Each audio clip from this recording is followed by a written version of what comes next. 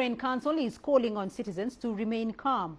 Authorities say they will take all necessary security measures following the attack. South Africa has recorded its first death directly linked to the Johnson & Johnson COVID-19 vaccine. The patient was diagnosed with Guillain-Barré syndrome linked to a range of various vaccines and other conditions. Johnson & Johnson has responded saying that GBS was associated with the administration of various vaccines and other medicines and can also be triggered by COVID-19, the virus that causes SARS-CoV-2, the virus that causes COVID-19. The pharmaceutical company added that it strongly supported raising awareness of the signs and symptoms of rare events to ensure they can be quickly identified and effectively treated. More than 37 million COVID-19 vaccines have been administered so far in South Africa, with just one fatality reported. CGTN's Julie Shire has more. More than a year into South Africa's COVID-19 vaccination program, the first death has been reported. The patient developed a rare condition known as Guillain-Barré syndrome after taking the Johnson & Johnson's jab. So what GBS is that is generalized muscle weakness. It usually starts off from the lower limbs and then it usually ascends. It really becomes a major problem when it starts affecting the ability of a person to breathe adequately. And that is when people end up in ICU.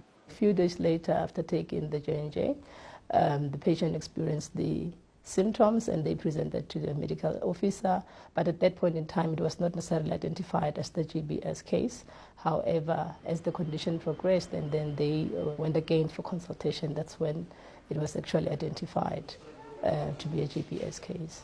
Health authorities are urging South Africans not to panic. 9 million doses of Johnson & Johnson's were administered, and so far this is the only fatality directly linked to the vaccine. We need to see this in the context. We have administered 37 million doses of the vaccine, including more than 9 million doses of the J&J vaccine. So the risk of serious adverse events following immunization remains extremely small. The occurrence of that particular sort of syndrome, especially for the J&J vaccine, is in the region of about 4 to 8 cases per million doses of vaccine that have been administered. But out of that 4 to 8 cases, we don't expect any of them to actually die. So unfortunately, there are these fatal events, but it's extremely rare.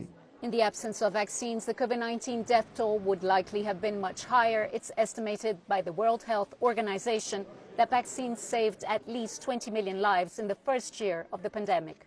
The benefit outweigh the risk for COVID-19 vaccines. So we do still say that the population, they still needs to go and vaccinate because it has been proven that COVID-19 vaccines, they can prevent severe form of diseases. South Africa's vaccine program remains on track. It's hoped this unfortunate death will not derail the progress made in protecting the population from COVID-19. Julie Shire, CGTN, Cape Town, South Africa.